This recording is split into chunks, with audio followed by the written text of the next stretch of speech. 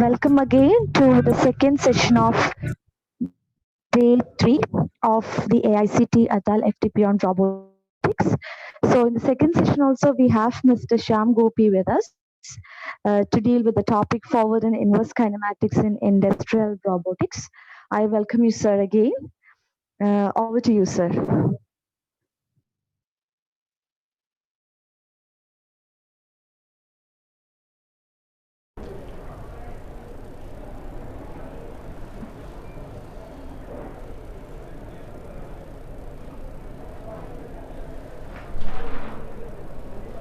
Okay, so welcome to the second session on industrial robot, that is forward and inverse kinematics of industrial robot, how we can calculate the forward and inverse kinematics of industrial robot here.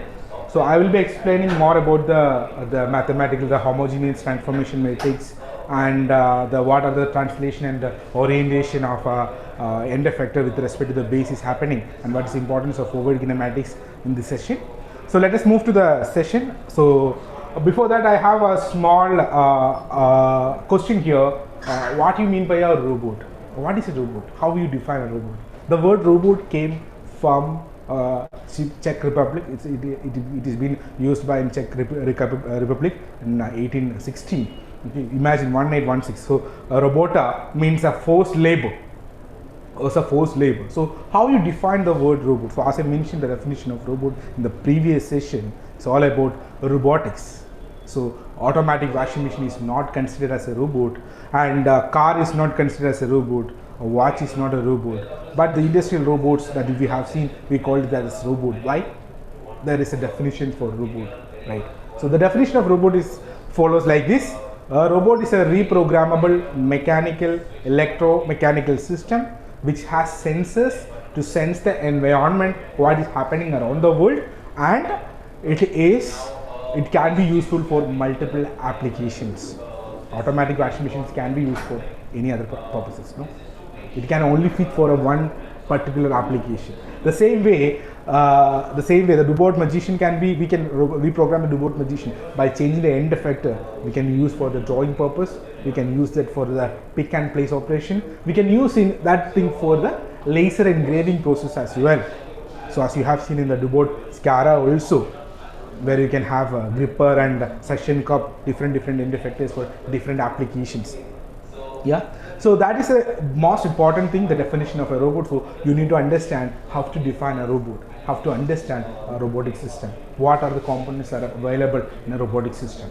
For example, as I mentioned, there are four main systems: RPS, RMS, RCS and RSS. So robot power system, sensory system, muscle system and a power system also. So it's all about the components present in a robot. Okay, so let us move to the other slide.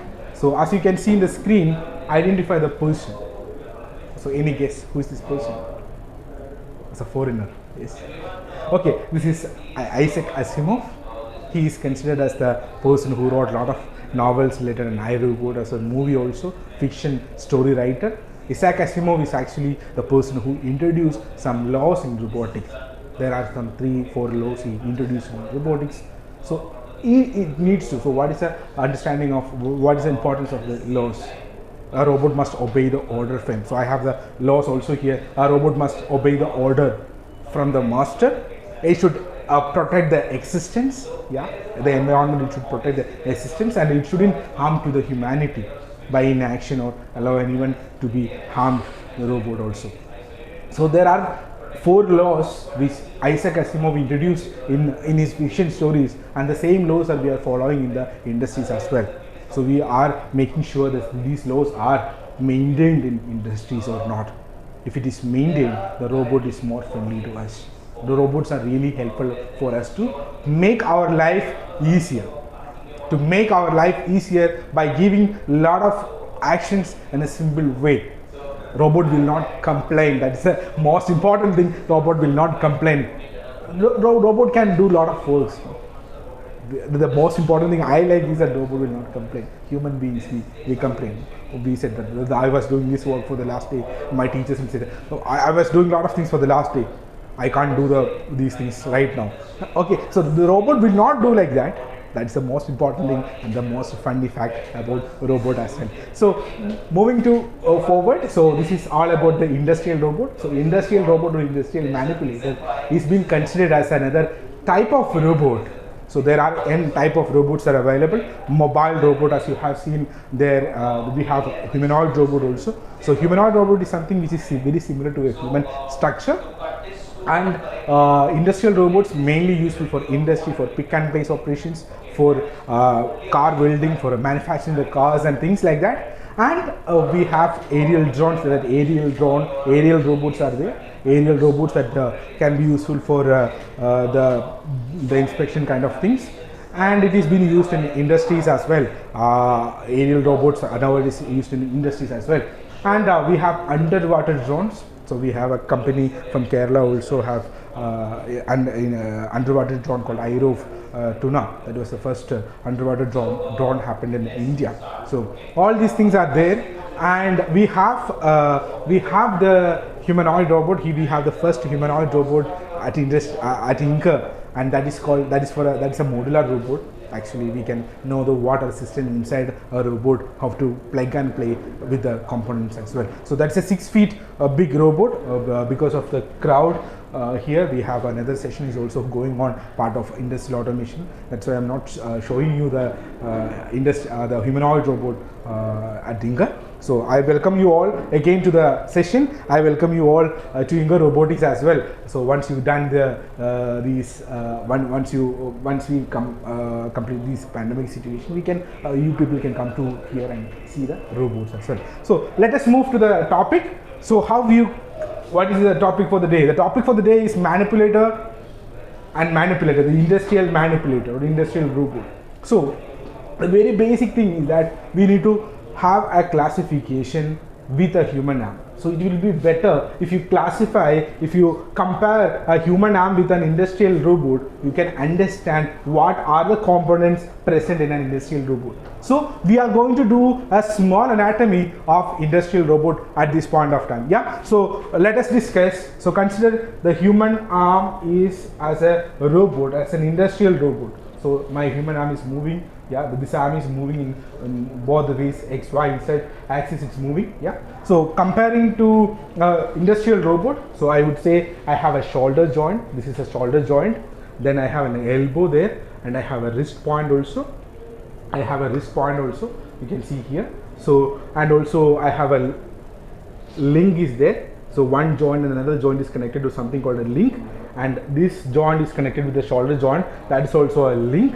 Okay. So human arm, if you compare a human arm with a robot, you can understand what all components are present inside a industrial manipulator. So we will be covering only about serial manipulator in this session. So there are two types of manipulators are available at industry. One is, so I will write, yeah, one is a serial manipulator and another one is a parallel manipulator. So serial manipulator and a parallel manipulator. So I will tell you how to define a serial manipulator. Serial manipulator is simple. It will have joint, link, joint, link, joint, link. So the configuration will have joint to link, link, joint to link kind of an architecture. So that is called a serial manipulator. So this is an example of a serial manipulator. As you can see in the screen also, there is this is an example of a serial manipulator. Yeah, parallel manipulators can be like this. You have seen the Delta 3D printer, which has a parallel manipulator, which has the base there. They have the links also connected to different joints. So that one is called a parallel manipulator, and the serial manipulator will have joint link configuration. So there are two types of industrial robots are available. The one is serial and another one is parallel. So I will be explaining more about serial robots here. I will be explaining the kinematics, forward kinematics, inverse kinematics of serial manipulator in the entire session. Okay, so let us move to the anatomy part. So as you can see in the screen, small GIF is moving there. It's actually taking up object from one point and is placing it into the other point. Yeah. So there is a movement is happening from the base to the end. Okay, so let us discuss about what are the components present inside an industrial robot. The first one is a base thing. So you can understand by seeing this thing, a black side is called the base. Okay, then base with a movable link, an yellow color movable link is also attached to this thing with a joint. Okay, and after that it is having another joint here, as you can see in the round side, in the round shape. Yeah, that is another joint, and the another joint is being connected to another link. A black link is also been there, and it is connected to one more joint there. Okay, so the yellow one and the black one is called as the links of a industrial manipulator. And from here you can see this point, the end of this link to this link is connected with two joints and one link also. So the yellow part is also called as another link. Yeah, then we have another one which is connected to the end of this tool, that is called the end effector. So it is connected to the wrist of this thing. So typical industrial manipulator will have base, links, joints, wrist and end effector. So we can change the end effector, as we have seen in DuBot. We have seen that DuBot has 4 end effectors. It has pen, suction cup, the laser engraver, and also it has a gripper. So there are 4 different end effectors are available for DuBot Magician. So the same way we can change the end effector. End effector is actually a component which is connected to the wrist of the industrial arm. So wrist part is this thing. You can see in the GIF that there is something moving, though it is taking that object and it is placing it in another place. Okay, so that is all about the typical industrial manipulators. If you go through a typical industrial manipulator, you can see all these things there. Yeah, so let us move to the next topic, that is degree of freedom. As I mentioned in the DuBot Magician is considered as a 4D of thing. So what do you mean by degree of freedom? The degree of freedom of an object.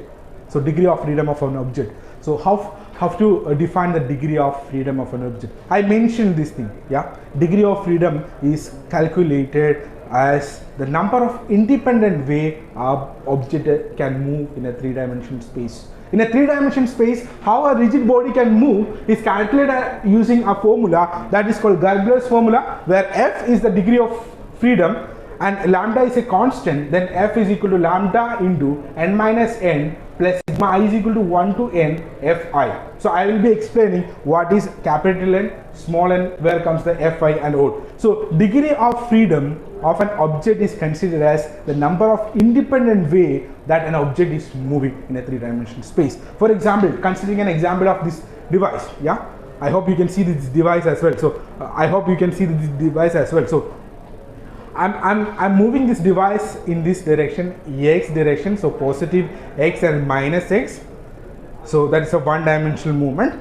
If I'm moving my my object in the y direction, so this is another movement, plus y to minus y, that is a 2nd dimension.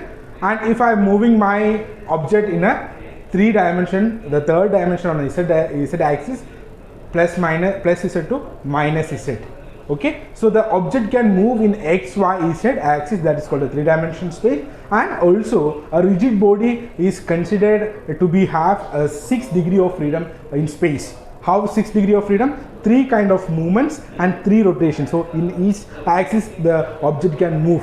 For example, it can move in x-axis, it can move in this direction, it can move in this direction also, it can move in this direction also. So 3 rotation and 3 motions are happening in x, y, z axis. That's why a rigid body is having 6 degree of freedom. So let us consider how to calculate the degree of freedom of an industrial manipulator using this Gerbler's formula. F is considered as the degree of freedom, then F is equal to lambda into n minus n plus sigma I is equal to 1 to n Fi. So capital N is considered as the number of movable links. Yeah, capital N is considered as the number of movable links. Small n is considered as the number of movable joints. Yeah. Then Fi is the degree of freedom of each joint. as I do mention in the Dubot, they have 4D of because it has 4 joints. So Fi is considered as the degree of freedom of the particular or ith joint. Ith joint degree of freedom is calculated as Fi. So this is the formula. F is equal to lambda n minus n plus sigma I is equal to 1 to n Fi. So lambda is a constant. It is 3 for a planar robot, it's 3 for a serial robot, and it's 6 for a parallel manipulator. Okay, so let us do some examples with this formula, how to calculate the forward and the degree of freedom of this industrial robot.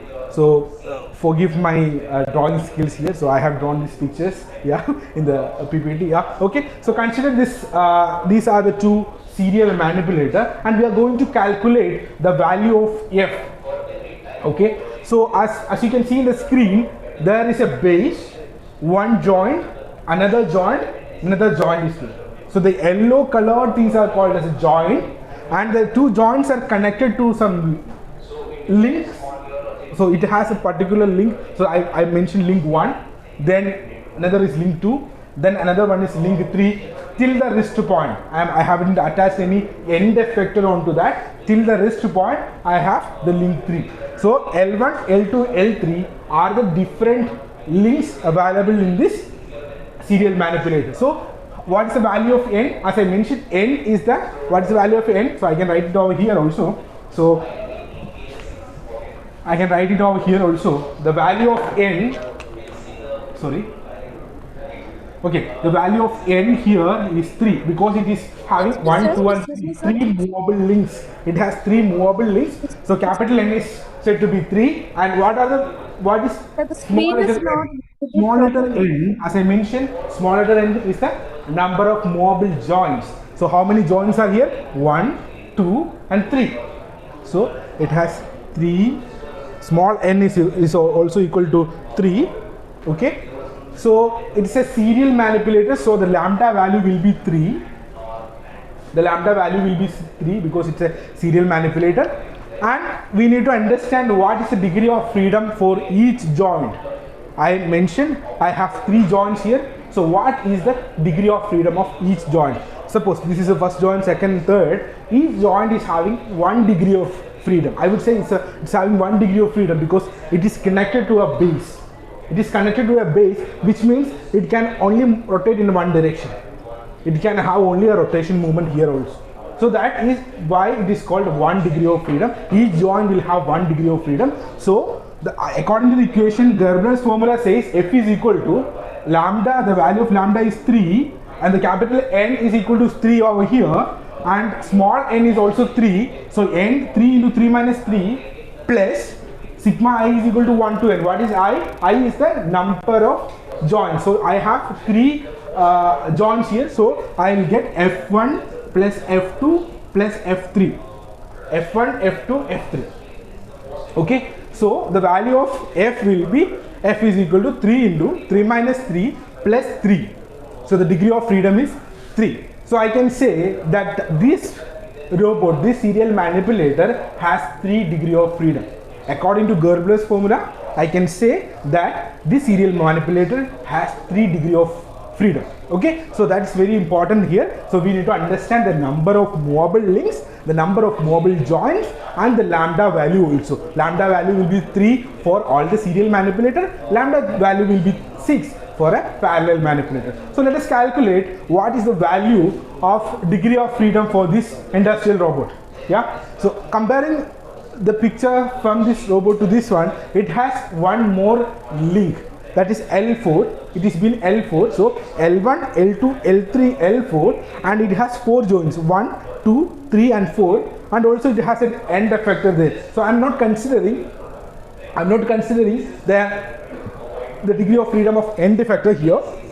I'm just considering the value till the wrist point. Yeah, so you can have different notations, different things. If you go for different textbooks, we will have different notations here. I'm using this convention method only here. So L1, L2, L3, L4. So I have 4 links here and 4 joints. Okay, so according to the value, and also it's a serial manipulator, so I know that lambda value will be 3. So according to the value, the degree of freedom will be 4 into 4 minus 4, because 4 number of mobile links are there, 4 number of mobile joints also there. I have 4 joints, each joint is having 1 degree of freedom. So I will get the value of f as 4. So it has 4 degree of freedom.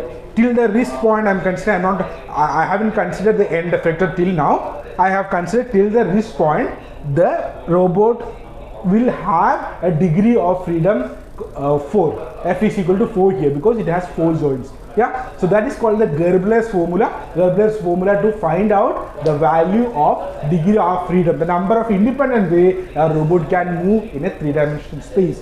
It's very simple. Our robot, the degree of freedom is, I'll control by this knot. The degree of freedom is nothing but it is actually giving the number of independent way where a serial manipulator can move. Okay, so that is f. F is equal to lambda n minus n plus sigma I is equal to 1 to n 1 to n fi.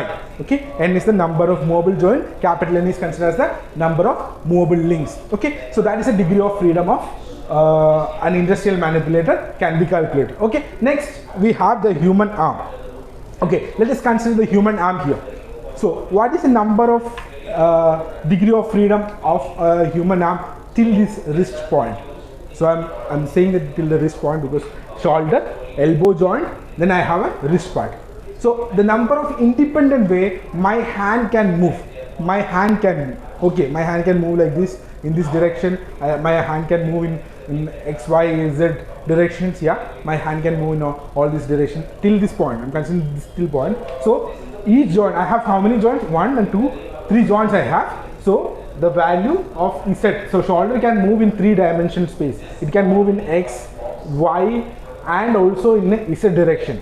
But my elbow can only move in one direction because it is being connected to a point here. So I can't move apart from this point. Yeah, so I can move only this direction. So it has only one DOF. This one is having 3 DOF. This one is having only 1.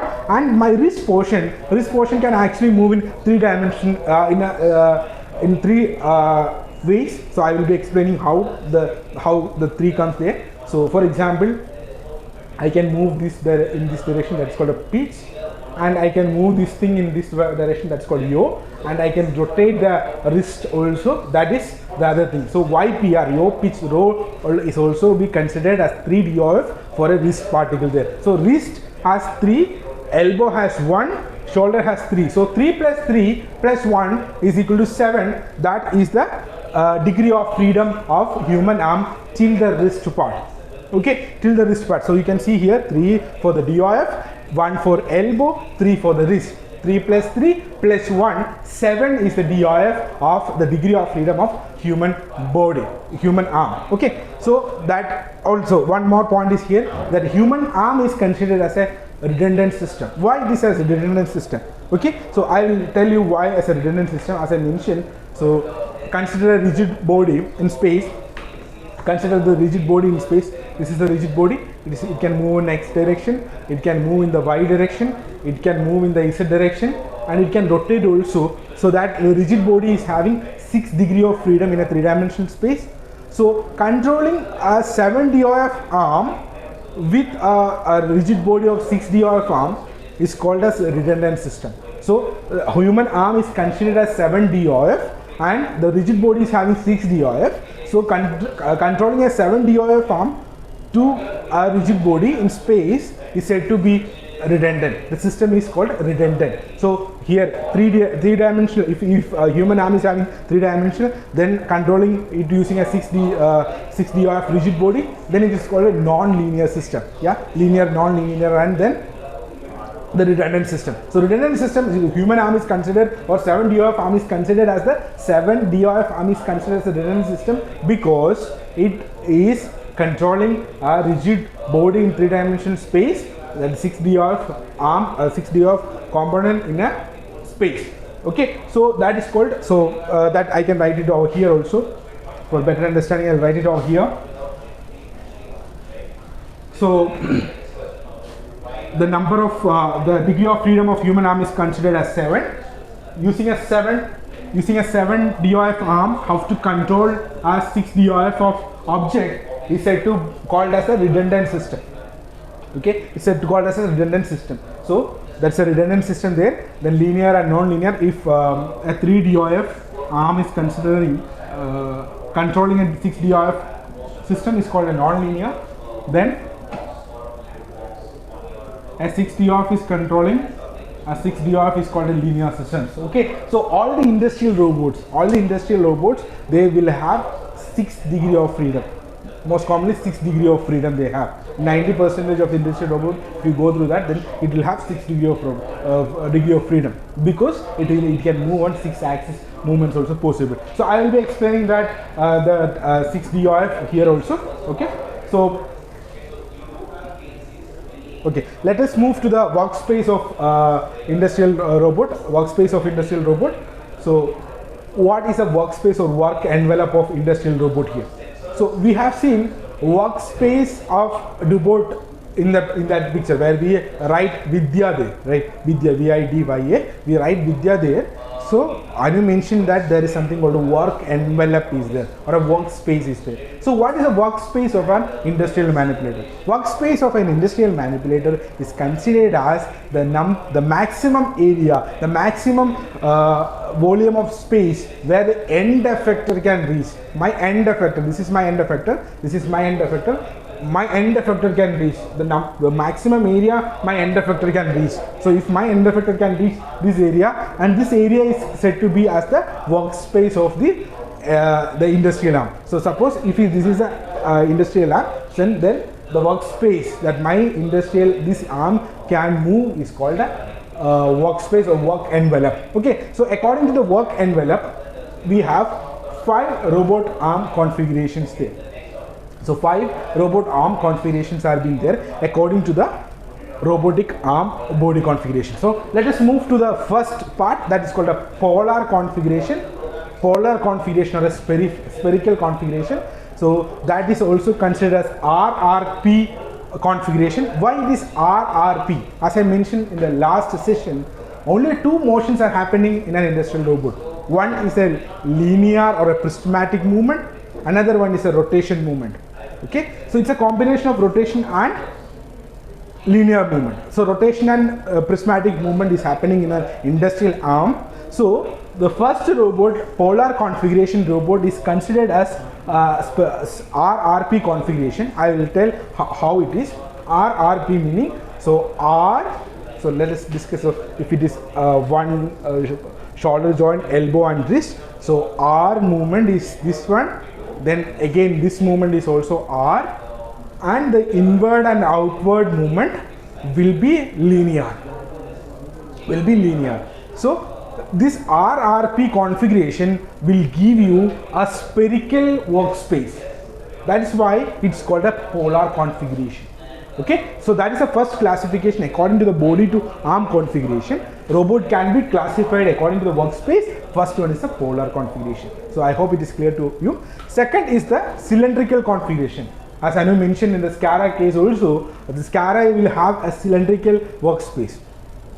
It will have a rotation and then prismatic and prismatic. So it's a rotation is happening there, and the prismatic movement from one point to another, then backward and inward and outward movement, the same prismatic is happening. So second is called a cylindrical configuration system. Next is a Cartesian configuration system, where Cartesian configuration system or a Cartesian robot will have only a prismatic movement, only a linear movement, only these kind of linear movements are happening.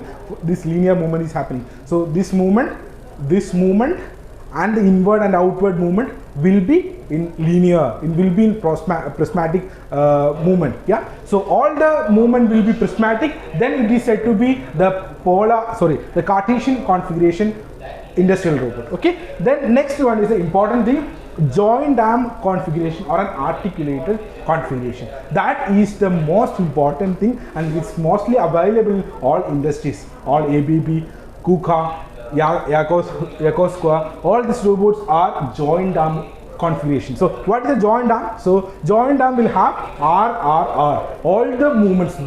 So body to arm configuration will be only rotation. So everything will be rotation. This thing will be rotation, this thing will be rotation, inward outward movement will be also in rotation space. So all the 3 variable will be in rotation. Then we can say that that configuration is a joint arm configuration. So most of the industries having this joint arm configuration, even though the kinematics model is very complex to understand, but all the robot will have joint arm configuration there. So the last classification is that selective compliance assembly robotic arm. So we have seen our Dubot M1 as SCARA. So selective compliance assembly robotic arm that we have seen, that's a 4D arm, considered the end effector also. So what is the configuration of the thing? It can be RRP or it can be RPP. It can be a cylindrical shape or it can be a spherical envelope according to this thing. So SCARA will have more precise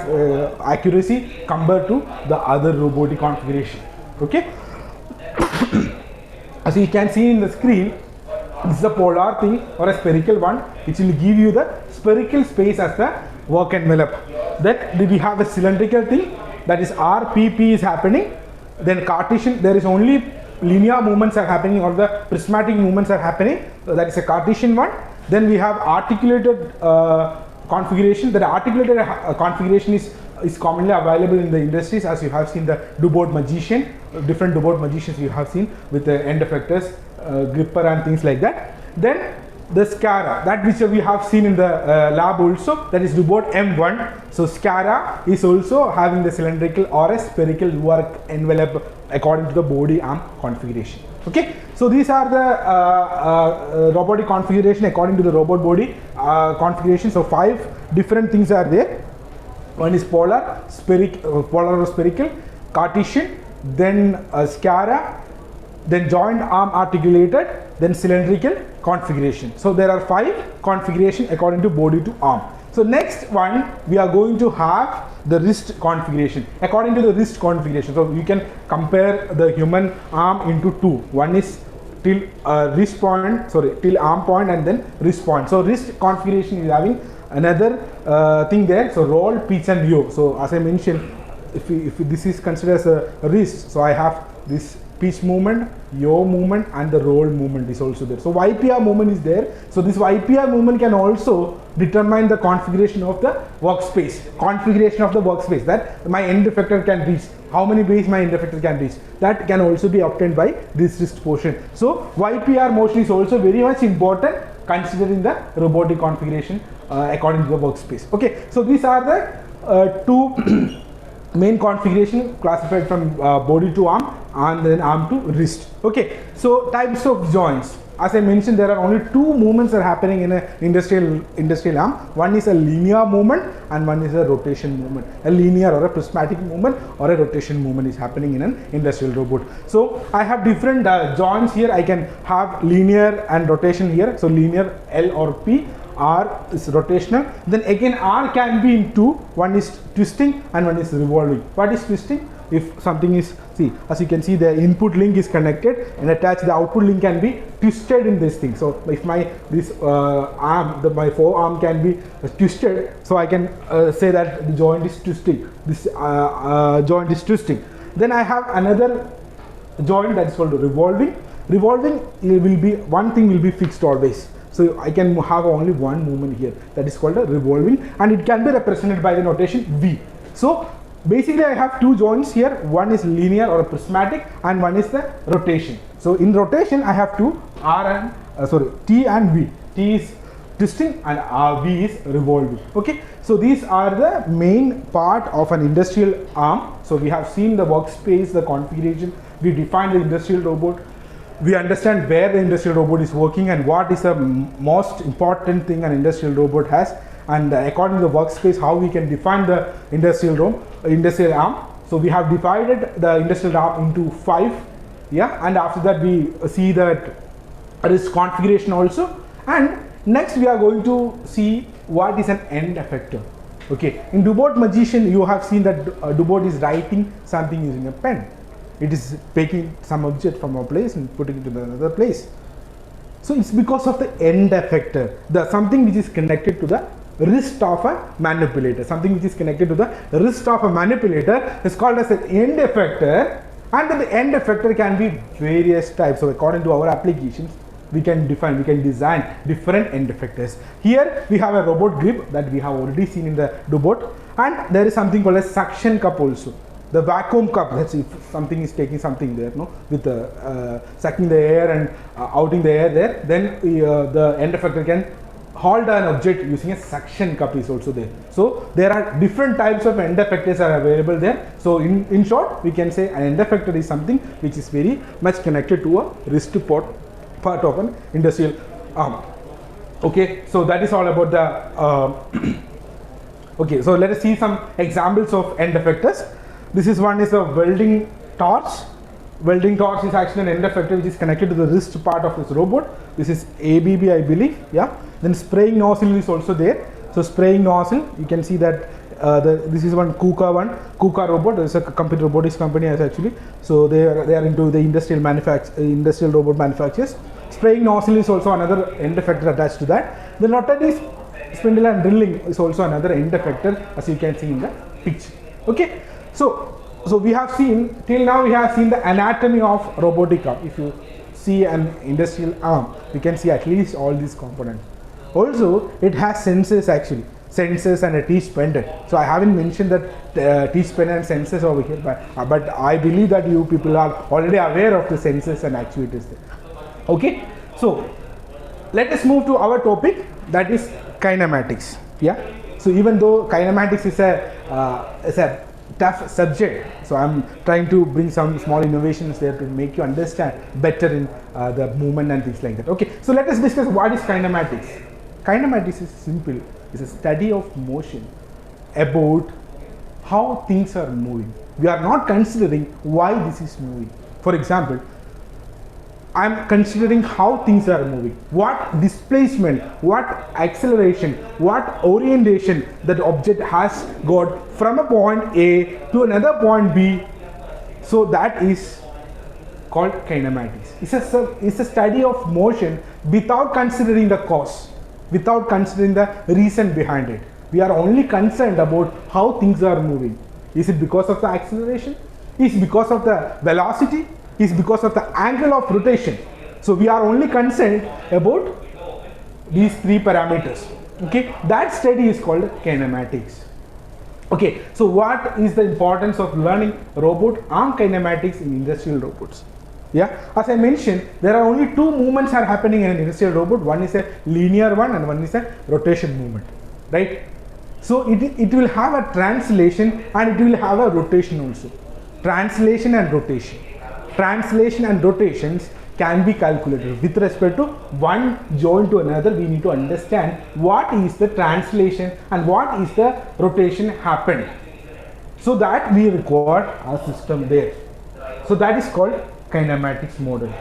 So in kinematics model, there are two main things are there. One is a direct kinematic model and one is the inverse kinematic model. If you understand what is a direct kinematic model, then very simple to understand what is an inverse kinematic. Yeah. So direct kinematic model will give you the position and the orientation of the tool or the end effector with respect to the joint, with respect to the joints. Okay. So if you know the value of joint parameters, you can identify, you can predict in what direction my end effector will move. My end effector will move. That is forward kinematics. Okay. So what is an inverse kinematics then? Inverse kinematics, for example, I will take an example of a pick and place robot. So a pick and place robot is meant to be the first position.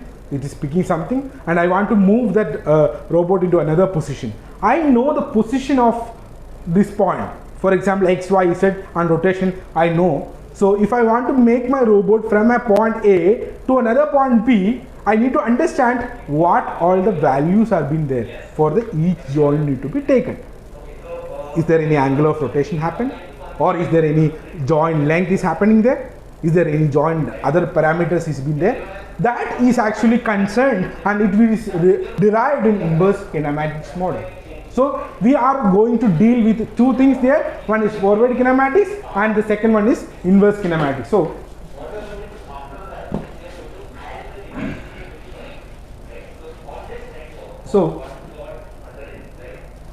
let us discuss about the forward kinematics here. So I'm drawing a serial manipulator here.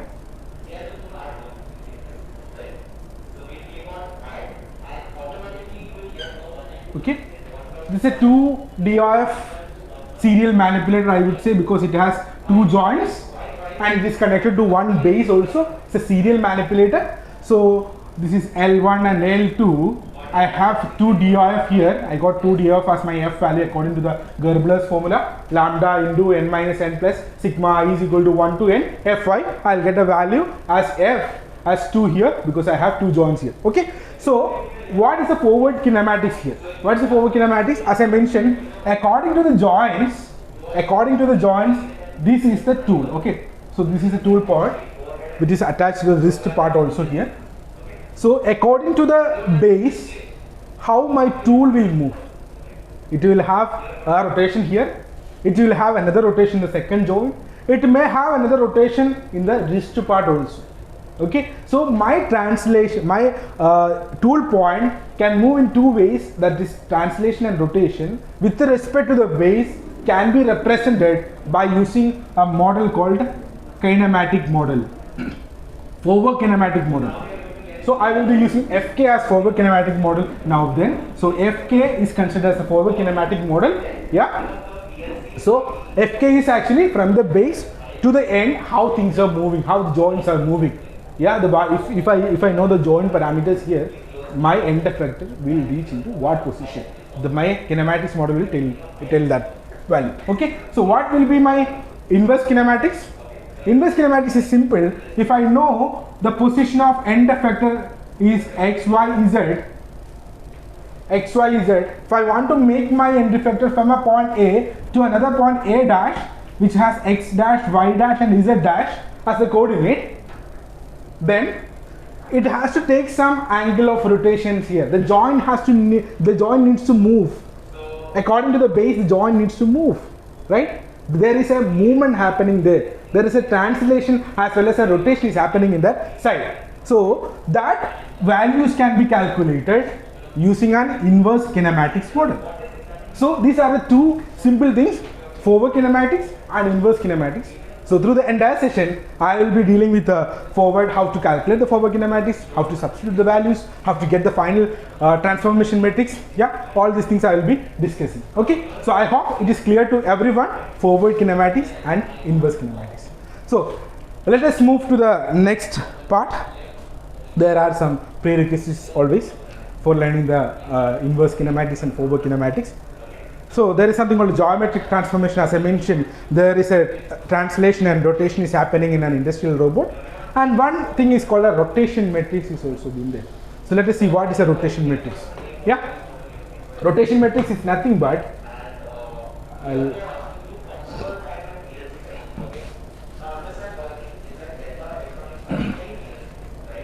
okay.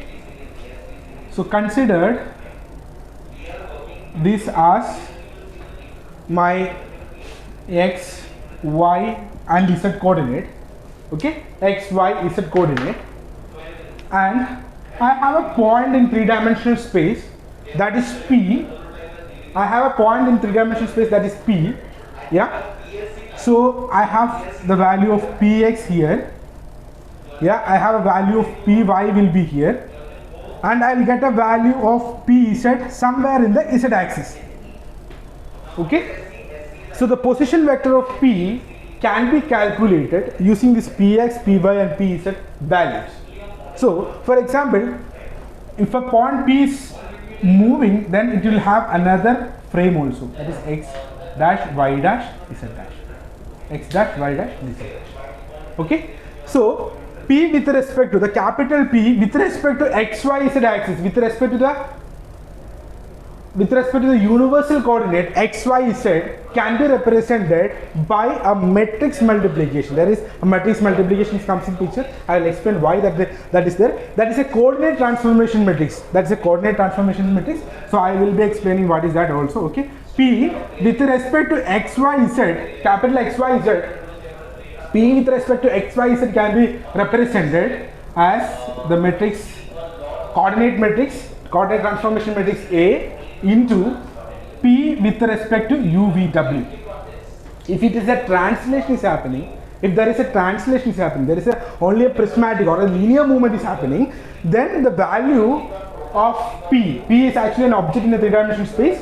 P of xyz in a three-dimensional space can be calculated by using a coordinate transformation matrix A into P of UVW. UVW is actually the mobile frame.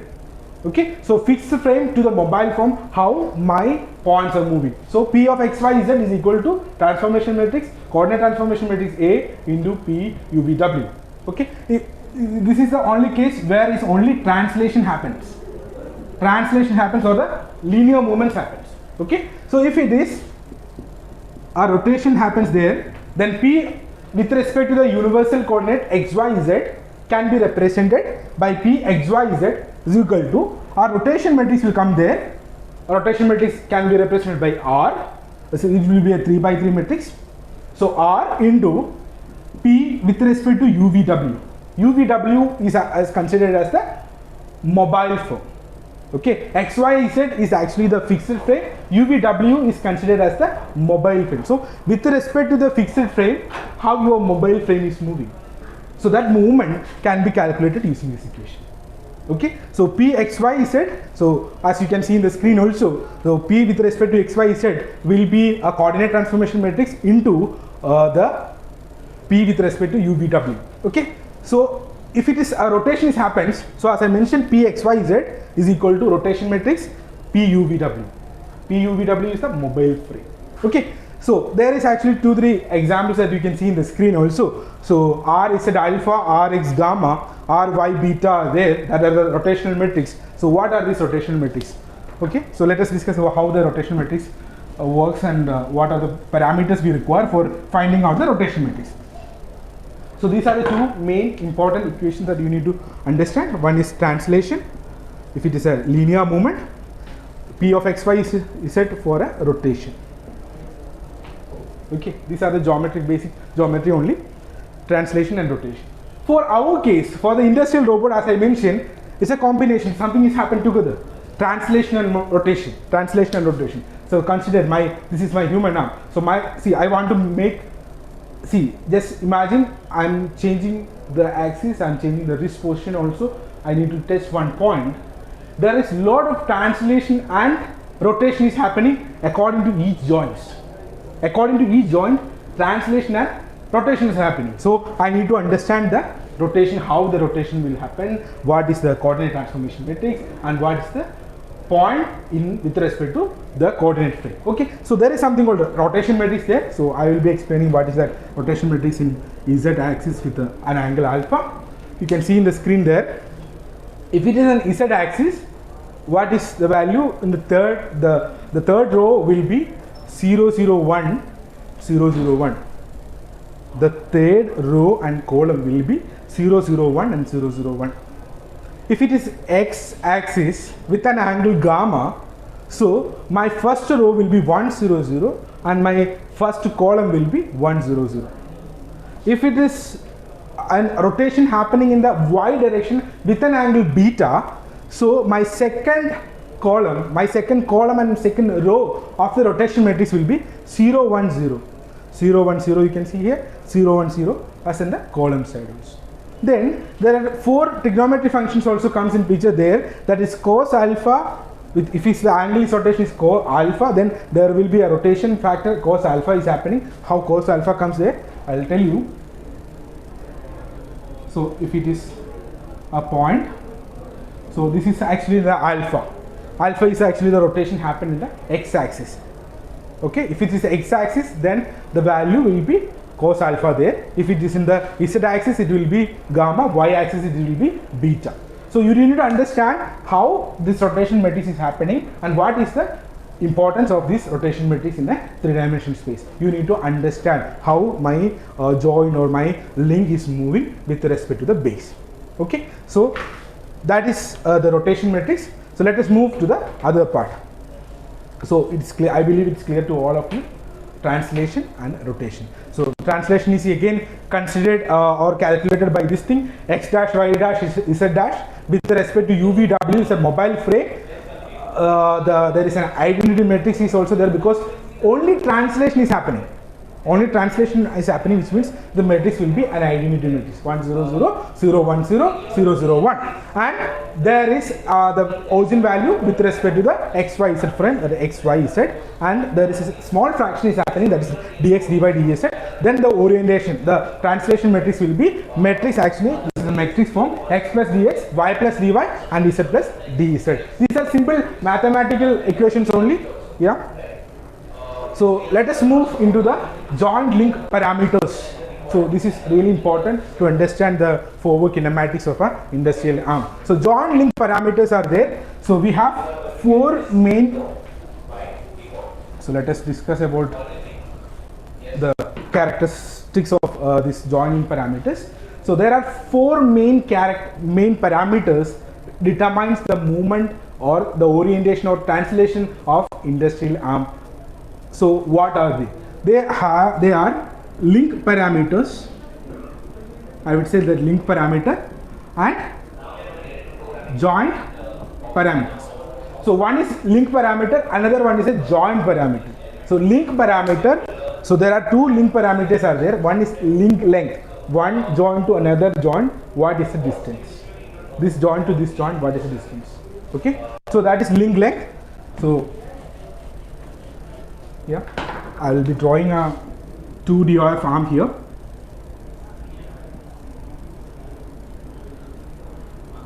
So this is the wrist part. I have attached an end effector also. One base is also been connected to this thing. Yeah. So one joint, this is the first joint and this is the second joint. So joint parameter, so the link parameter, we are discussing about the link parameters. No. So link parameters, first one is link length. Link length is calculated as the distance between the joints, one joint and second joint. This is considered as the link length, Li or Ai. Li or Ai. So I will be not denoting by Ai because Ai is the standard form. Yeah. So Ai is the standard form. So link length can be represented as Ai, and there is actually an angle of rotation as an angle of twist angle is also may occur for a link that is called twist angle, that is alpha. So I will be explaining what is an alpha by considering the ds parameter. And we have two more variables here, that is on joint parameters. So with respect to the joint 1 and 2, there may be a rotation. For example, this is your first joint, this is your second joint. Then if your joints are moving, there will be an angle of rotation is happening there. Yeah, the angle of rotation in joint parameters can be represented by theta. Theta is called a joint angle, and there is something called a di is there for a j of I. Then theta I and di is there. Di is actually, you have seen the SCARA robot in the lab. So SCARA is having a small offset. To one joint to another joint, there is a small offset is there.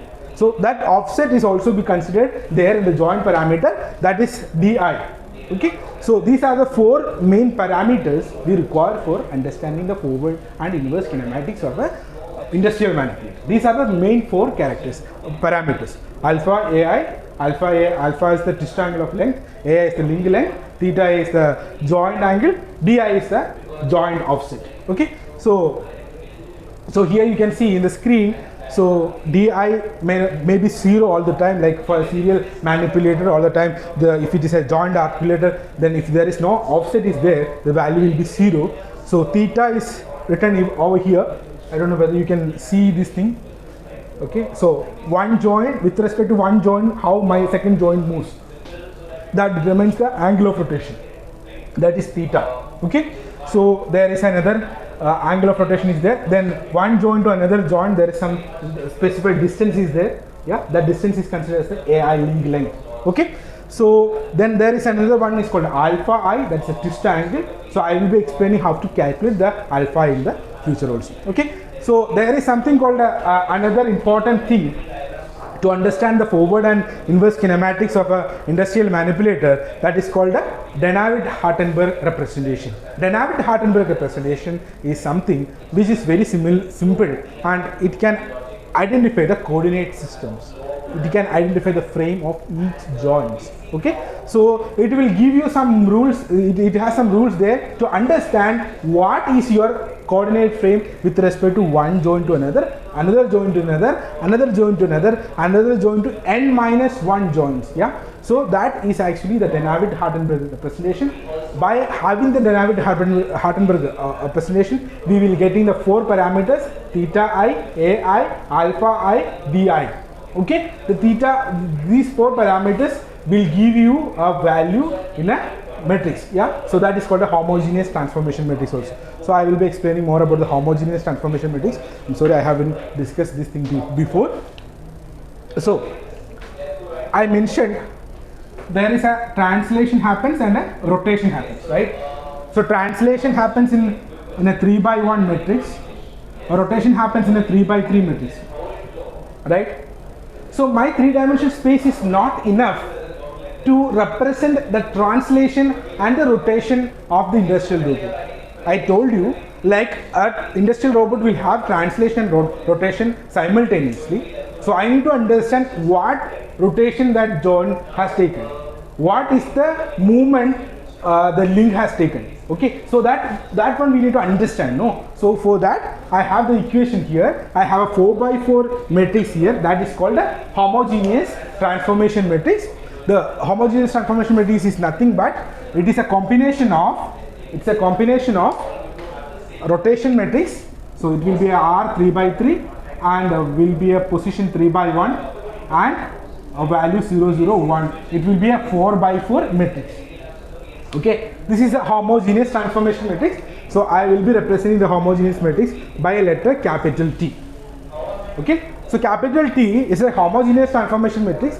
It will be a 4-dimensional matrix all the time because I have the rotation as well as the prismatic or the movement, and the linear movement is also be there, and I have a perspective function that will always 0, 0, 0, 0, and 1 is as a scaling factor. If I add 1 over here, no changes in the matrix formation. Yeah, so according to that I will have 4 transformation matrix with respect to x-axis, y-axis, z-axis, and if it is a translation, then I will have only the translation. No rotation is there. So no rotation is there, which means I can represent the R by an identity matrix. I is a 3 by, so identity matrix, then if it is a 3x3, then value will be 1, 0, 0, 0, 1, 0, 0, 0, 1. Okay, so that is the 4 transformation matrix you will get: x-axis, y-axis, z-axis, and a translation. So rotation plus translation is considered. These are the 2 main parameters we required for finding out the forward and inverse kinematics. Okay, so I hope it is clear to you. So this is the same thing. Translation is equal to R 3x3, P 3x1, and perspective transformation vector, as I mentioned, it will be 0 all the time. Scaling factor will be 1. Okay. So if it is there is no rotation is happening, which means the rotation matrix will be an identity matrix, an identity 3x3 identity matrix. Position vector will be dx, dy, dz. Okay. So these are the 4 parameters we required. That is ai, alpha I, which is related to link, theta I, di, which is related to the joints. So 4 parameters will define where is your end effector is. Okay, so let us move to the second, the final transformation matrix. I know it is complex in that the matrix is complex in nature, but it is very simple to understand that if you know the basic concept of geometry. It is nothing but only about the geometry and how to apply the linear algebra here. Okay, so I minus 1 to I. So if I have I minus, I is the number of joints. So I minus 2 I, the transformation matrix, can be represented by cos theta I minus sin theta I cos alpha I, sin theta I sin alpha I, ai cos theta I. It will be a 4x4 matrix. Yeah, I am not discussing more about the values here. I will be saying this thing like in a I minus 1 to T2 I will be an R 3x3 and a P 3x1 0, 0, 0 with a scaling factor of 1.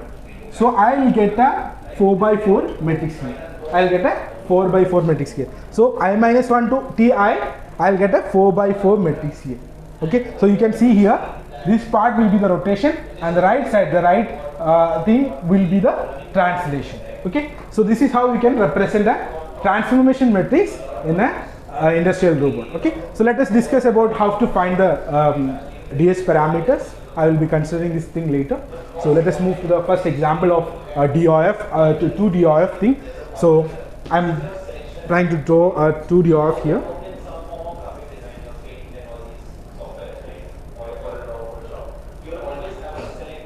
So I have a point here, that is a point P, it is there, and I have another one joint is there, another joint is here. So I have a link length. I said link length will be the distance between one joint to another joint. So link length L1 and someone is here as L2, or I can represent AI also. Okay. So if you know L1 and L1, and also one more thing, with respect to this axis there is another rotation is happening, that is theta, and with respect to this axis also one rotation is happening. We can assume that rotation, that is theta 2. Okay, so there are two joints here. So as you can see in the screen, with respect to the base, so this is base 0, 1 and 2. The final transformation matrix will be 0 to T2 can be represented by 0 with respect to 1, sorry, 1 with respect to 0, 2 with respect to 1. How the movements are happening, what rotation, what translation that joint taken. Yeah, so 0 T2 will be 0 T1 into 1 T2. Okay, so 0 T2, that is the translation and orientation from point base. This is a base point, from the base to the end. How I can calculate the value? From the base to the end, the value is very simple. We can identify the value in a very simple approach by considering the 0 joint, first joint, and the second point, this point here. 0 to 2 will be a matrix multiplied by 0 to T1, that is a transformation with respect to the base. The first joint is moving. With respect to the 2, with respect to 1, my T2 is moving. My second point is also moving. That is 1 to 2. So 0 to T1 into 1 to T2 will give you a matrix there that is called the final transformation matrix. And the final transformation matrix, on the right side you can understand what is the X, Y, Z values. The values are very simple. We just know, we understand what is the value of theta I. There are two angles are there, theta 1 and theta 2. Di will be 0 here. There is no offset for joint. There is no offset for joint because the serial manipulator. It's not a SCARA one. SCARA is also serial, but SCARA will have an offset. But here there is no offset. That's the value of Di is equal to 0 or D1 is equal to 0. There is a link length L1 or L1 or A1. Link length L1 or A1. So four values are here. AI is the link length. So link length. Theta I is the joint angle. Theta I is the joint angle. There is no alpha I. Why there is no alpha I? Because there is no twisting is happening. Because from one joint to another there is no twisting is happening. We can simply consider for a 2DOF. But that is, for example, if the rotation is in this direction, my Z axis will be always up. Okay, so alpha value will be 0 here. I will be explaining why it is 0 in the next example. So a high value will be the link length. I have link length L1 and L2. I don't know the value of theta 1 and theta 2. I know the value of alpha as 0 because there is no twisting is happening between links. Okay, the value will be 0 all the time. Then the value of Di will be also 0. There is no offset between the joints. There is no offset between the joints. So that's why the value of Di is also 0. Okay, so you will get an equation like this. 0 to T2 is a transformation matrix with respect to the base to the tool will be a 4x4 matrix where this consists of a rotation matrix. The first 3x3 will be a rotation matrix and a P, X, Y, Z as a linear movement or like X, Y, Z axis movement. Okay, so this one is X, Y, Z. Z direction there is no movement is happening. That's why it is 0. Then you can get cos theta 1 plus theta 2. Theta 1 is the angle, joint angle which is associated with the first joint. Theta 2 is the angle which is associated with the second joint. Okay, so 0 T2 is the forward kinematics equation of a 2DOF arm. that is 0 to T2 is equal to 0 to T1 into 1 to T2. The final value will be like this. Okay, if you know the values of ai, theta I, di, alpha I, you can understand. You need to simply put the values over here for a 2 DOF. Okay, so let us consider about a 3 DOF arm now. 3 DOF arm is a bit complex in nature, because as you can see in the picture, there is another one joint is connected to, very much connected to the base point. There is another rotation is also happening in this phase. Yeah, one rotation is happening in the phase, and in the picture says that there is a rotation happening in an axis. One axis also shown here, and I have two joints here, 1, 2, and I have another tool. My tool point is in the point P. So I need to understand what is a forward kinematics equation for this industrial. So I will tell you how to calculate the value. So 2DOF is very simple. We need to put the value. We need to substitute the values over there. For a 3DOF thing, we need to understand the transformation matrix from 0 to the position P. 0 to, with respect to my position P, how my joints will move. This joint, this joint, and this one. How it will move with respect to the base. So the transformation matrix from the base to the point P can be calculated by using this formula 0 to T1, because I have one joint here, I have another joint also here. So 0 to T1, 0 to T2, and 0 to T3. If I have a point over here, then I can address it, that 0 to T3 is there. So 0 to T to P, that is transformation matrix with respect to base to the tool point. That is the forward kinematics. You will get an equation of 4x4 matrix here. The 4x4 matrix is simple. It's a combination of rotation matrix and linear prismatic movement only happens. So x, y, z axis, I will get a 3x1 matrix here. 0, 0, 0 as the last row, and I will have a scaling factor also. So for considering the 3DOF, arm, we need to understand how to do the DH parameter. Even though it is complex in nature, I will explain in a very simple way where you can easily correlate with the axis coordinates. Yeah, so you may have already gone through the axis coordinate transformation matrix in the previous sessions. Yeah, so the first joint, you can see in the last picture, in the first joint is having a rotation, and the rotation is represented here by an axis. Okay, so according to DH parameter, so I'm going to assign the frame for each link. I have base 1, 2 and a point P also. You can see in the picture 0, 1, 2 and a P. 0, 1, 2 and the point P is there. Okay, so let us assign the frame for each joint. As I said, my base will have a rotation.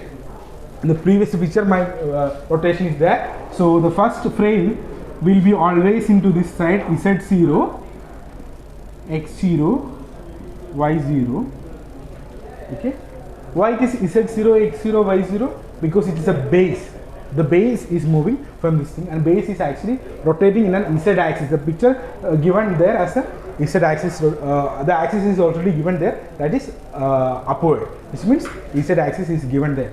Okay, so Z0, X0 and Y0 is there, and I have two more joints here. So by blue link I can represent the joint 1, using the red link I can represent the second joint, and using the black I can represent the point also. Yep. So this is a 0th position, this is a base to the first joint, to the second joint, to the end point. How my industrial robot will move? It will have translation, it will have rotation. Two motions, only translation and rotation. How to represent these things? That is the most important thing here. Okay, so X0, Y0, Z0. So Z0 is an up direction because it is already given in the picture. Yeah. So let us check what is the coordinate frame on this joint. What is the coordinate frame on this joint? So it's a joint which is connected to a link. A joint which is connected to link. So the joint which is connected to link can be calculated. The Z direction, the axis of rotation will be through the Z direction. Yeah, will be on through the Z axis. So I will be writing that Z1 here. So if Z on this direction, according to the orthonormal coordinate, I can understand. I can assign my value of y1 and x1. My y1 will be on upwards. My x1 will be on rightwards. Right. So I'll have my y1 and my x1 here. So x0 is here, x1 is here.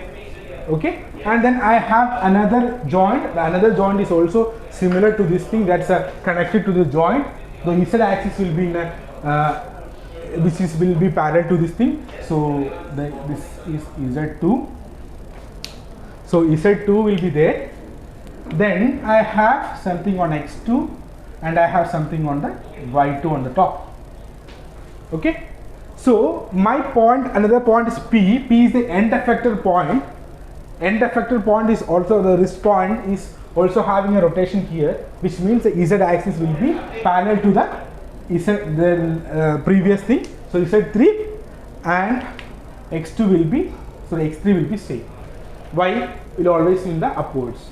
Okay. So this is how we can calculate. We can assign the frame with according to DS parameter. You can assign the frame from the base to the tube. Okay. So there is another thing that is called link length. AI is the distance between Zi minus 1 and Zi axis along with Xi axis. That some values are being written there. So there is another point is there that my Z0 and Z1 is not aligned. My Z0 and Z1 is not aligned, which means there is an offset is happening. There is some twist angle is happening between the two links.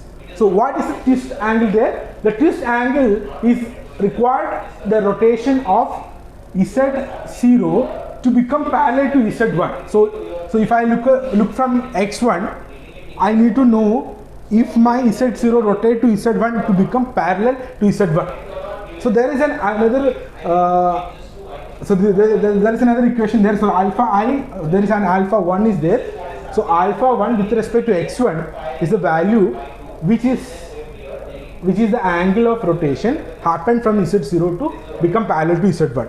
That is so these are not in parallel. So you need to make this in parallel. So there is one need to be moved. So alpha 1 value will be 90. The alpha 1 value will be 90.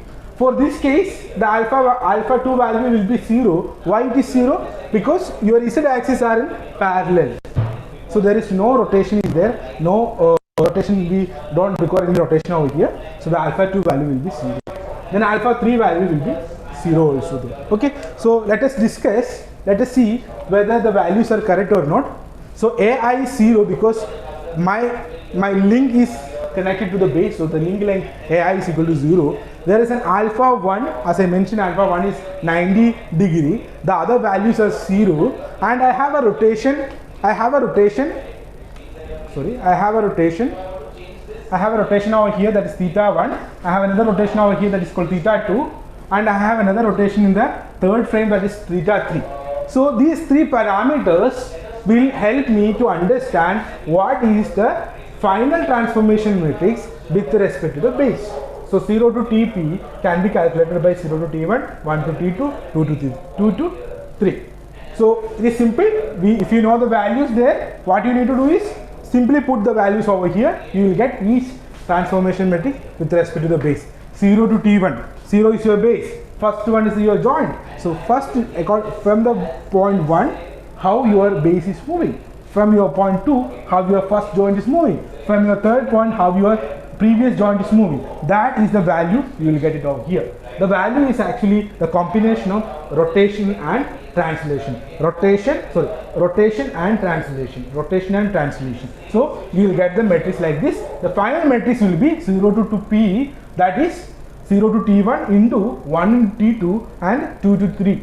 So end effector, how my end effector will move according to each joint will define the position and orientation of the end effector.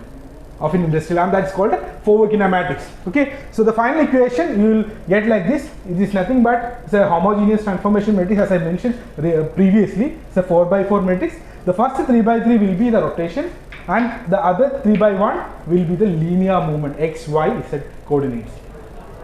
Okay, that's all about the forward kinematics. So we have completed the first phase of the project, that is forward kinematics. So don't worry, we'll have a live demonstration by an IIT person who is currently work with us as an intern. Okay, in the next session he will be delivering a session on how to demonstrate in the industrial arm which we have built. Okay, so let us move to the second part of this program, that is how to calculate the inverse kinematics of the industrial arm. So inverse kinematics, as I mentioned, I want to make my robot from a point to another point. I need to understand what kind of rotation that my joint needs to take from this point to this point. I need to understand what is the value associated with my each joints. Yeah, that is inverse kinematics. Inverse kinematics is very simple. So if you know the forward kinematics, inverse kinematics can be finding using two methods. There is something called method of decoupling and something called the method of decoupling and method of decoupling and graphical method. Okay, so graphical method is also been there. Okay, graphical method is very simple. If you know this is theta 1, this is theta 1, theta 2, then L1 cos theta 1 your px, sorry, L1 cos theta 1 plus L2 cos theta 1 2 will be your px. This one will be your py. By solving this equation, I am not going to solve the equation here, and we want to know what is the joint parameter associated with the movement. Theta 1 and theta 2 will get you a tan theta, which means tan inverse of this function, tan inverse is equal to y by x. Okay, so you will get the equation theta 1 and theta 2, theta 1 and theta 2 by solving this, you get a theta 1 and theta 2 here. So this is simple on putting the values in the matrix. Okay, so inverse kinematics can also be calculated using method of decoupling, that is T arm to T wrist. So T of arm to T of wrist. If it is at 0 to T6, there will be 6 angles, theta 1 to theta 6. So we need to understand what is the rotation is happening in each joint. Okay, so we have some values here. So I'll take 5 minutes break, and I'll show how to demonstrate the forward and inverse kinematics on an industrial robot by an IIT person who is currently working with us. Okay, so if you meantime, if you have any questions, please type in the chat box.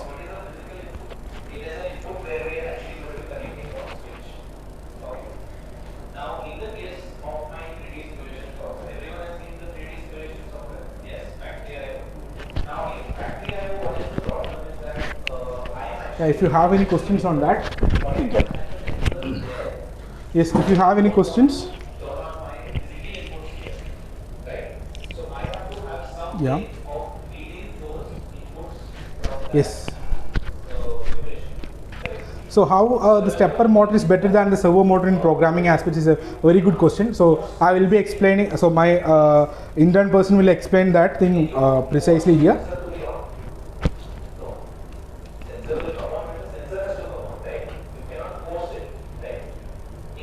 Yes, I can share you the end effector models in various applications. Yes.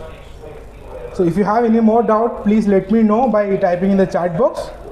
I'm ready to help you there. Yeah, I know it's a bit complex matrix to solve.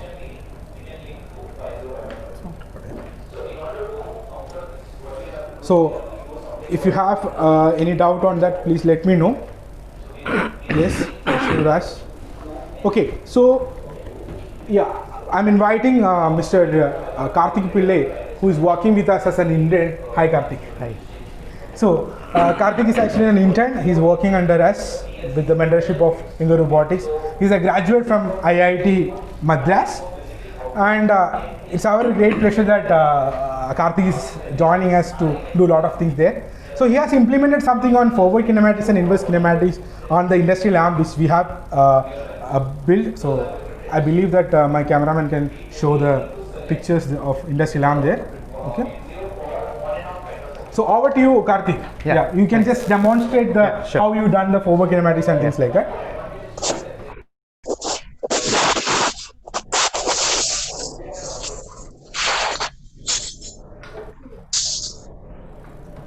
ഫൈവിലൂടെയാണ് പറയുന്നത്. So, hi, my name is Karthik. So, as Shyam introduced, I am a graduate and a postgraduate from IIT Madras. I did my bachelor's in mechanical engineering and master's in robotics. So, I am here interning with Inca Robotics. We are right now currently working on a quadruped project, which is a robotic dog. If you've seen Boston Dynamics videos, you might recognize. So right now I am here to explain a little bit of forward and inverse kinematics we've done on this 3D printed 3 degree of freedom robot here. Yes. So this one is they have already seen that. You have used a step-up motor here, Yeah. and the forward kinematics, inverse kinematics, Yeah. the values and things like. So just have a demonstration here. We have running out of time actually. 12:50. Yeah. So he will be doing that thing. Yeah. You can see in the screen also there is a Arduino ID that is popped up right here. Okay, there is a live demonstration is happening how he has done the forward kinematics and inverse kinematics using this module. Yeah. Okay, so if you can see, yeah. So this is our 3D printed 3 degree of freedom robot. If you can see, this is the first degree of freedom. This is the second one, and this is the third one. Third one. Yeah. So we are not he hasn't considered the end effector's degree of freedom there. Yeah. Okay. So right now we have 3 degrees of freedom. So this robot has can move in three different axes. It can move in. Yes. Actually, there is no translation here. There are only 3 rotations. One is about Z axis, which is vertical here, and the second and third will be horizontal to the axis. So this is how the structure of this robot is. Yeah. So right now, initially, so if you have a robot and if you want to implement kinematics, you have to first understand The coordinate frames. yeah, so we have to understand the link lengths basically. So this is the first link length. It is about 5 centimeters. This is the second link length. This is about another 10 centimeters or so. I don't remember. And this length will be about 12 centimeters. So this is the link parameters, and the alpha, the This triangle alpha. other angle parameter is that these two axes, this one, as in the angle about this one and the angle about this one, are both parallel. So there is no angle between them. However, the first angle and the second angle has an axis of 90 degrees. So this one rotates about this axis and this one rotates about this axis. So there is an angle of 90 degrees between 0 and 1. Yeah. Between 1 and 2 there is no angle. So this is the data we use according to DH parameters to establish a transformation matrix, Okay. which will give you, from with respect to the base origin, where is the end End effector. effector is. With respect to the base, how your end effector moves. Exactly. Translation or rotation. Where exactly is your end effector is what the transformation matrix will give you. Yes. So right now we are working on Arduino. So this bot runs on Arduino. There's a code. This is a sketch. Let me just quickly take you through. Is this the code? Or? Sorry. Yeah. So the loop. So this is the loop. This is the main part of the code. Here I ask for. Oh, I'm sorry. This is the wrong code. Sorry. I'll first take you through forward kinematics, and then I'll take you through inverse.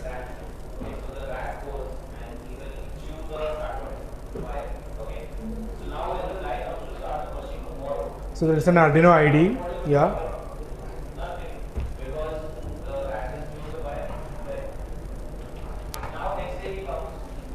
Karthik, we can go for the live demo first and then do the axis. All right.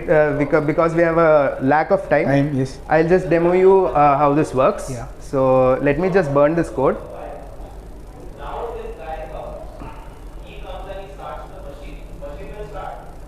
to understand the code. So the code is being uploaded right now.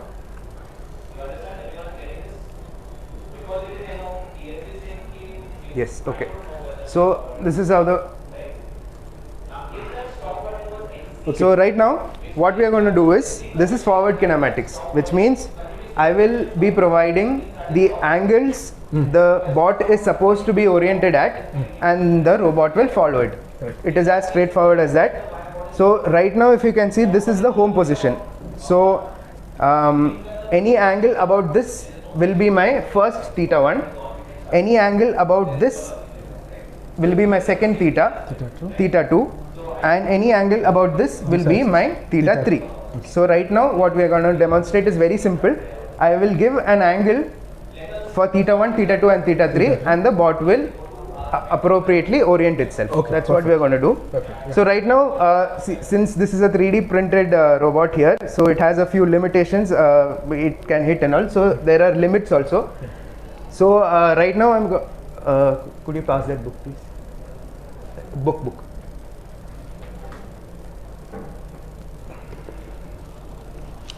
So I've written down angles that You can safely reach. No? safely reach. So it has some limitations there, because we haven't given a minus 180 to 180 there. Yeah. We have given only 90 to 90 degree here because of the precise movement. Yeah. Exactly. So the first value you can just enter the values here. Yeah. So I'll enter you the Theta 1.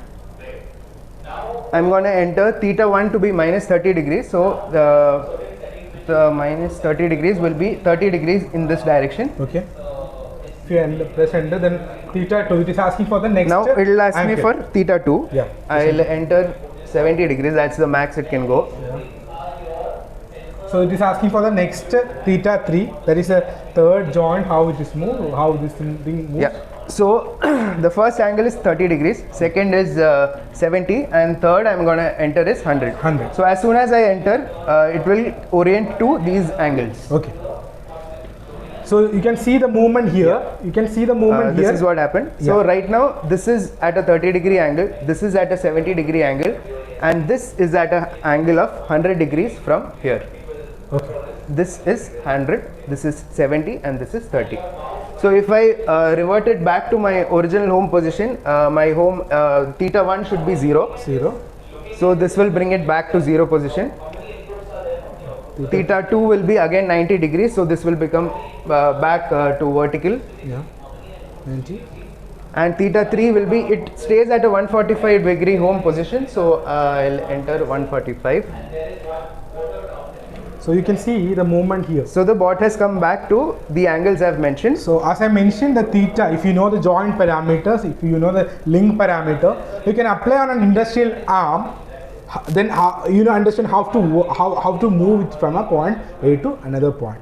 It is so simple there. So he has implemented using the DS parameter and things like that. So thank you, Karthik. There's an inverse. Oh, inverse is also there. I'm sorry. Yeah. So right now we have implemented forward kinematics, which is straightforward. I'm giving the angle and it goes to the angle. Okay. But in our practical use cases, that is not how we that is not how we approach a robot. For example, I want this robot to go to a certain point, and I know the dimensions of that point in real space. Okay. So what in inverse kinematics, what happens is, I will give the XY position that I want the end effector to be at. To be at. Inverse kinematics, what it does is, what angles will be necessary for the bot to reach that final XYZ, Okay. to compute that and then go to that angle. That is what inverse kinematics is going to do. Okay. So this is that code. So you can run that thing, Karthik. Yeah. Since, Yeah. already 12:59, and sorry for being late here. So I hope it's clear while having a practical demonstration also.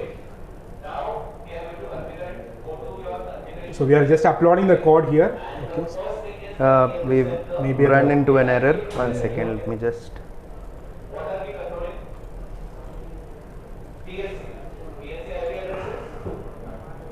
Let me just retry it. Yeah. I think we'll make it this time, no? Okay. So Board is errors are not there, so like, connected. I think the wire is not. yeah, the wire is loose actually. Yeah. You can reconnect it there. Yes. So you need to change the COM port also your COM is same thing. Yeah. So yes, Okay. it's working Success. perfectly. Yeah. So just see the serial monitor. So it is actually saying about what is the value of X, Y, Z. So you can enter the values here. Yeah, so right now I'll be entering XYZ, which is the final end effector point that I want it to be at. Yeah. So for the same angles we've put earlier, the XYZ values will be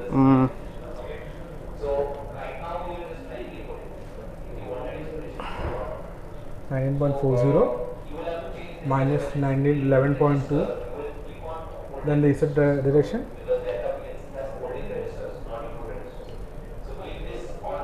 So please just notice on the Z value right now. I'm entering a value 13.75 in centimeters. So you can see that there is Yeah, a so- movement happened from a point A to another point B with respect to X, Y, Z. So this is X, Y and Z is the exact position right now the end effector is at. So if you want, I can just demonstrate and show you that. See, right now it is at 13.75. If I enter say 11.75, that is 2 centimeters short, we'll see that none of the other X, Y, Z movements will be there. Only a Z movement of 2 centimeters down will happen. So I'll just show you. I'll enter the same X, same Y, so that there is no other movement, and only Z will be reduced to 2 centimeters, and I'll show you how this goes down to 2 centimeters. Yeah. So X is 19.4 again. Y is 11.2. And Z, please notice I'm putting 11.75. That'll be 2 centimeters below. So if you notice here, it will move 2 centimeters below. Yeah, without changing X and Y. So this is how we implement Okay. inverse kinematics. Okay, thank you, Karthik. I'm sorry, teachers, that time is actually 1:02. And if you have any questions on this, you can type to us, you can write to us, you can reach to us by support@ingerrobotics.com.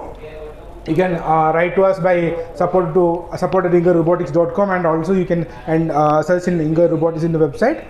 And you can also contact if you have any queries related to the forward and inverse kinematics, how we done, how we understand what is the translation and orientation of end effector with respect to the base, with respect to each point. And Karthik, thank you, Karthik, for the live demonstration of this thing also. So this is how we works, this is how the system works here. We have technology, we have the learning curve, we have the delta of the project, and we have people from IIT to help you us to make things happen with the mentorship of Inger Robotics. So I would like to mention one point and I will stop the session.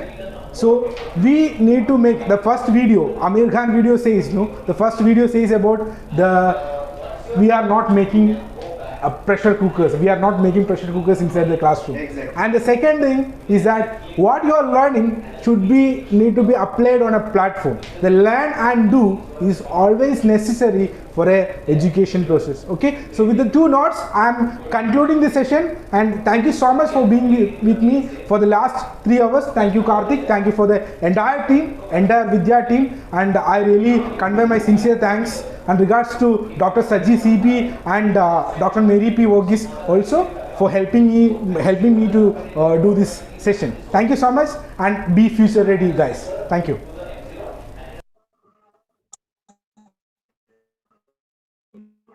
Thank you so much, Shyam sir and Karthik sir. I hope all the participants enjoyed both the session. If you have any query, please type it in the chat window.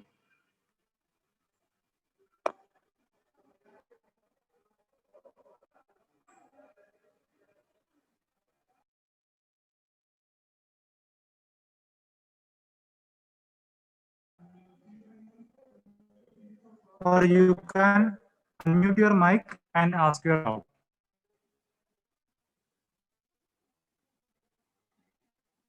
See, I have written my email ID here, sham.gobi@ingerrobotics.com, ingerrobotics.com. Okay. So if you have any doubt on this, you can contact me. inkerrobotics.com. Yeah. So,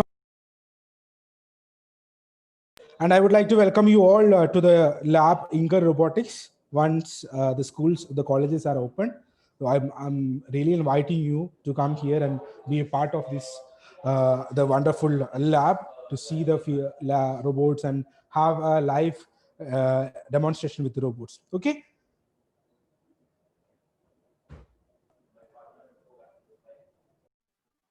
Hope all of you have cleared all your doubts. So kindly explain someone from the participants, kindly share your feedback about the sessions. I know all of you have enjoyed the session, so kindly let us know the feedback of the session. Please. Good afternoon, all. Admin, Am I audible? your mic. Yes, Am I ma'am, you are audible? audible. Yeah. Good Yes, afternoon, you one are and all. audible. Sir, we totally enjoyed and learned a lot in a comfortable environment.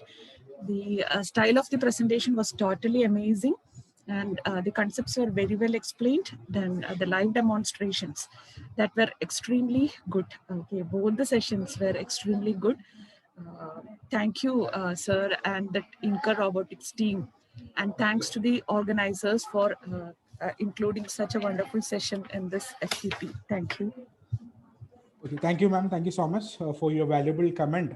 And I would like to invite you to Inker Robotics a day, and you need to explore the real-time robots that are available at Inker, and you should have a session with that. Okay. So thank you so much, ma'am. Thank you so much, all the beautiful gentlemen, ladies and gentlemen out here. So this is Shyam Gobi. You can reach me in my email ID, shyam.gobi@inkerrobotics.com. You can visit to Inker Robotics website as well. Okay. So thank you so much. So if you have any doubt, please let me know.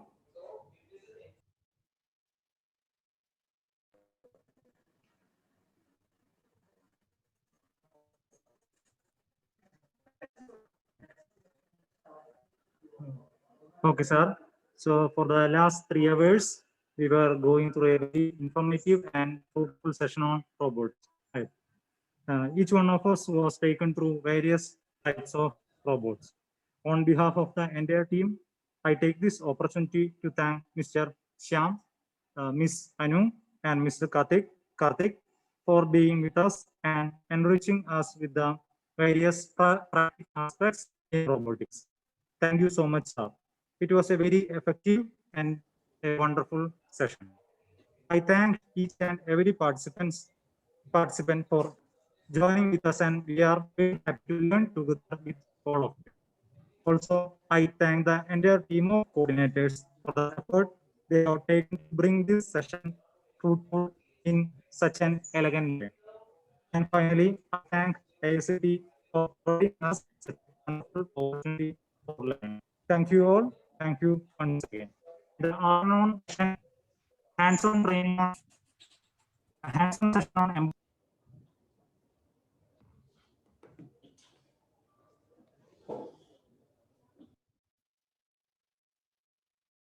Yeah, thank you so much.